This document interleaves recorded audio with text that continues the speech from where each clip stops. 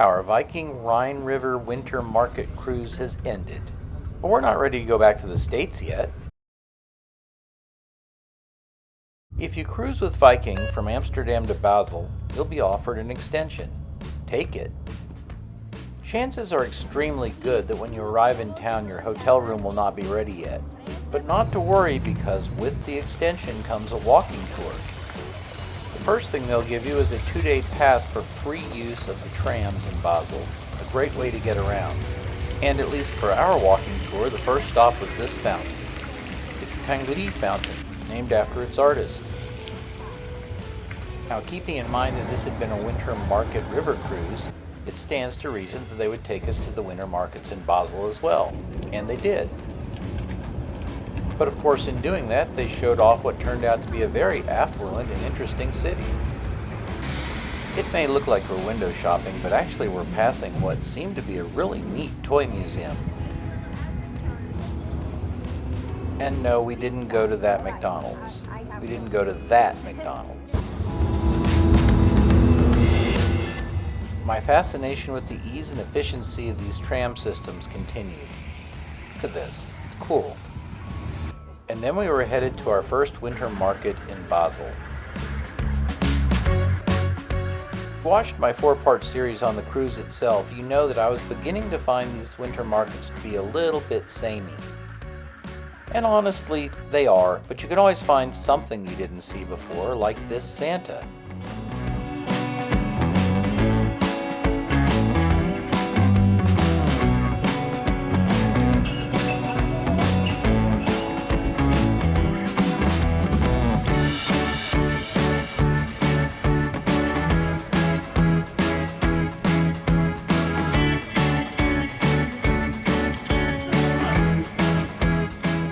Leaving this first winter market, we found ourselves on a high-end shopping street.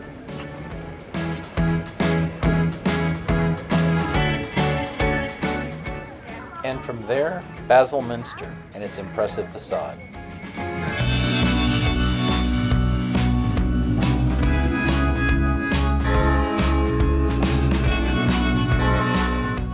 We didn't enter this cathedral so much as we walked around its perimeter, but there was a lot to see.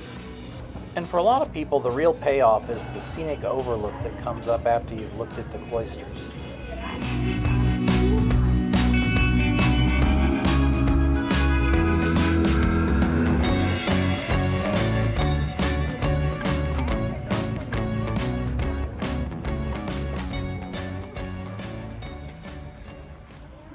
It stands to reason, if you extend a Viking Rhine River Winter Market cruise, that you will then go in Basel to the winter markets, and that's what we did.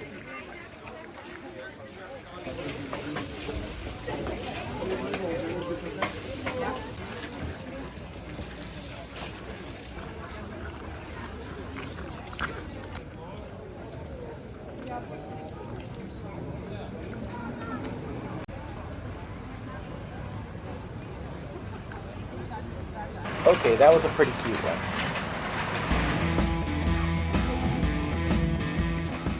We then headed down a street that had some houses that were over 800 years old, and where we came upon this street fountain. To prove its cleanliness, our guide gave us cups and we drank from the fountain. Basel is, after all, the city of fountains. Now here's where I fail as a tour guide. I think these were actually private homes, or at least they were at one time. They were fabulous. I didn't drink from this fountain, but I would have. After all, I'm the guy that ate the leaf that the bush doctor handed me in Belize. I'm still here to talk about it.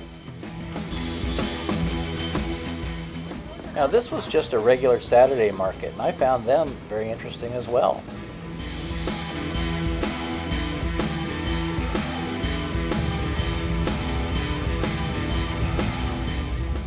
Back where we started, back to the tram, and back to the hotel.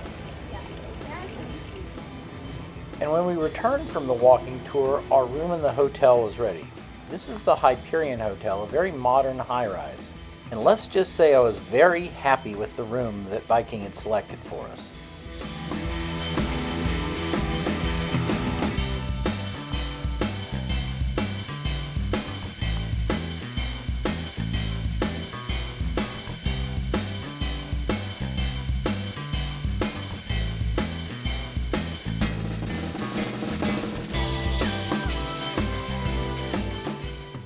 All those items you see in the mini fridge, complimentary.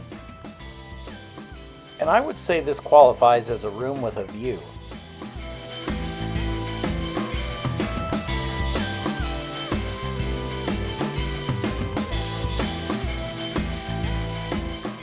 Good bathroom, great shower.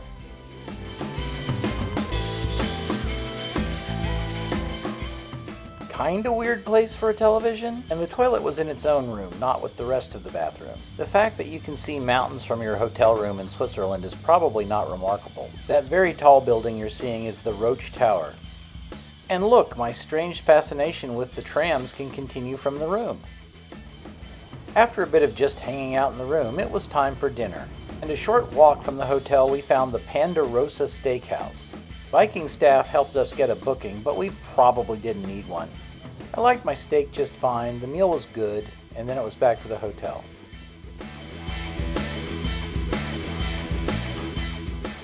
The hotel stay included a buffet breakfast, and while you can't beat the price of free, the buffet was exactly what you would expect.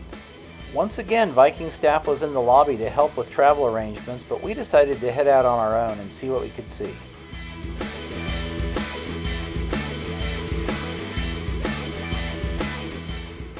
In many respects, we were just going to repeat the agenda from the day before. And so we took the tram back to the same area.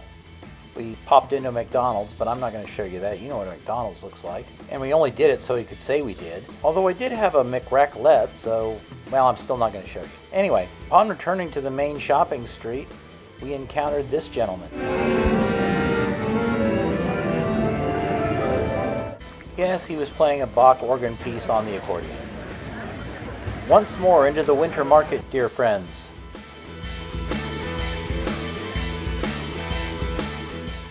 Here's a good example of what would have been more interesting than the buffet breakfast at the hotel.